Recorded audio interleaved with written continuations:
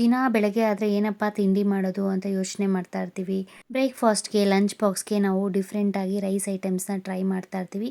ಈ ರೀತಿ ಚಿತ್ರಾನ್ನನ ಮಾಡ್ಕೊಂಡು ತಿನ್ಬೋದು. ಇದು ಬೇಗನೂ ಸಹ ಆಗುತ್ತೆ ಮತ್ತು ಟೇಸ್ಟಿಯಾಗಿರುತ್ತೆ. ಯಾವುದೇ ಟೊಮೆಟೊ ಬೇಕಾಗಿಲ್ಲ, ನಿಂಬೆ ಹಣ್ಣು ಬೇಕಾಗಿಲ್ಲ, ತುಂಬ ರುಚಿಯಾಗಿರುತ್ತೆ. ಮೊದಲಿಗೆ ಸ್ಟವ್ ಹಚ್ಚಿ ಒಂದು ಪಾತ್ರೆ ಅಥವಾ ಬಾಣಲಿ ಇಟ್ಕೊಂಡು ಅದಕ್ಕೆ 1 ಟೇಬಲ್ ಸ್ಪೂನ್ ಅಷ್ಟು ಎಣ್ಣೆ ಹಾಕ್ಕೊಂಡು, ಎಣ್ಣೆ ಬಿಸಿ ಆದಮೇಲೆ ಸಾಸಿವೆ ಹಾಕ್ಕೊಂಡು, ಸಾಸಿವೆ ಸಿಡಿದಾದ್ಮೇಲೆ ನಾನಿಲ್ಲಿ 1 ಹಿಡಿಯಷ್ಟು ಕಡಲೆಬೇಳೆ ಮತ್ತು 1 ಹಿಡಿಯಷ್ಟು ಕಡಲೆ ಬೀಜ ಹಾಕ್ಕೊಂಡಿದ್ದೀನಿ.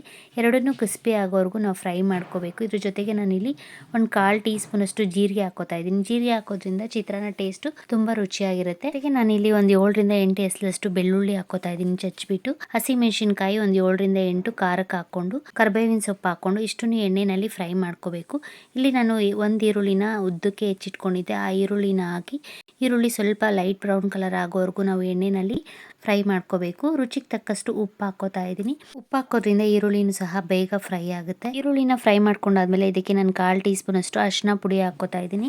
ಅರಿಶಿನ ಪುಡಿ ಹಾಕ್ಕೊಂಡು ಮಿಕ್ಸ್ ಮಾಡಿಕೊಂಡು ನಾನು ಇದಕ್ಕೆ 1 ನಿಂಬೆಹಣ್ಣು ಗಾತ್ರದಷ್ಟು ಹುಣಸೆ ಹಣ್ಣನ್ನು ನೆನೆಸಿಟ್ಕೊಂಡಿದ್ದೀನಿ ಚಿತ್ರಾನ್ನಕ್ಕೆ. ಅರಿಶಿನ ಪುಡಿ ಹಾಕಿ ಮಿಕ್ಸ್ ಮಾಡ್ಕೊಂಡಾದ್ಮೇಲೆ ನಾನಿಲ್ಲಿ ಕೊತ್ತಂಬರಿ ಸೊಪ್ಪನ್ನು ಹಾಕ್ಕೋತಾ ಇದ್ದೀನಿ. ಕೊತ್ತಂಬರಿ ಸೊಪ್ಪು ಹಾಕಿ ಆಯಿಲಲ್ಲಿ ಒಂದು ಸ್ವಲ್ಪ ಹೊತ್ತು ಫ್ರೈ ಮಾಡ್ಕೊಂಡಾದ್ಮೇಲೆ ನಾವು ನೆನೆಸಿಟ್ಕೊಂಡಿರೋ ಹುಣಸೆ ಹಣ್ಣು ಹುಳಿನ ಹಾಕೋಬೇಕು ಲಾಸ್ಟಲ್ಲಿ. ಹುಣಸೆ ಹಣ್ಣು ಹುಳಿನ ಹಾಕ್ಕೊಂಡಾದ್ಮೇಲೆ ನಾವು ಒಂದು 2 ನಿಮಿಷ ಇದನ್ನು ಚೆನ್ನಾಗಿ ಕುದಿಸ್ಕೋಬೇಕು. ಒಂದು ಸ್ವಲ್ಪ ಗಟ್ಟಿ ಆಗೋವರೆಗೂ ಇದನ್ನು ನಾವು ಈ ರೀತಿ ಮಿಕ್ಸ್ ಮಾಡಿಕೊಂಡು ಕುದಿಸ್ಕೋಬೇಕು. ಇದರಲ್ಲಿ ಟೊಮೆಟೊ ಇಲ್ಲ, ನಿಂಬೆಹಣ್ಣು ಇಲ್ಲ ಅಂದಾಗ ಈ ರೀತಿ ಹುಣಸೆ ಹಣ್ಣು ಚಿತ್ರಾನ್ನನ ಮಾಡ್ಕೊಂಡು ತಿನ್ಬೋದು. ಸಖತ್ ಟೇಸ್ಟಿಯಾಗಿರುತ್ತೆ, ಬೇಗನೂ ಸಹ ಆಗುತ್ತೆ. ಮನೆಯಲ್ಲಿ ಟೊಮೆಟೊ ಇಲ್ಲ, ನಿಂಬೆಹಣ್ಣು ಇಲ್ಲ ಅಂದಾಗ ಈ ರೀತಿ ಚಿತ್ರಾನ್ನನ ಟ್ರೈ ಮಾಡಿ ನೋಡಿ. ಹುಣಸೆ ಹಣ್ಣು ಚಿತ್ರಾನ್ನನ ನಮ್ಮಮ್ಮ, ನಮ್ಮ ಅಜ್ಜಿ ಎಲ್ಲ ಮಾಡ್ತಾಯಿದ್ರು, ಆವಾಗಲಿಂದನೂ ಮಾಡ್ಕೊಂಡು ಬಂದಿದ್ದಾರೆ. ಹುಣಸೆ ಹಣ್ಣು ರಸ ಹಾಕಿ ಸ್ವಲ್ಪ ಗಟ್ಟಿಯಾಗಾದ್ಮೇಲೆ ನಾವು ಸ್ಟವ್ ಆಫ್ ಮಾಡಿಕೊಂಡು ನಾವು ಮೊದಲೇ ಮಾಡಿಟ್ಕೊಂಡಿರೋ ಅನ್ನನ ನಾವು ಮಿಕ್ಸ್ ಮಾಡಿಕೊಂಡ್ರೆ ರುಚಿಕರವಾದ ಹುಣಸೆ ಹಣ್ಣು ಚಿತ್ರಾನ್ನ ರೆಡಿ ಆಗುತ್ತೆ. ಈ ವಿಡಿಯೋ ನಿಮ್ಗೆಲ್ಲರಿಗೂ ಇಷ್ಟ ಆದರೆ ಪ್ಲೀಸ್ ಲೈಕ್ ಮಾಡಿ, ಶೇರ್ ಮಾಡಿ ಮತ್ತು ಸಬ್ಸ್ಕ್ರೈಬ್ ಮಾಡಿ.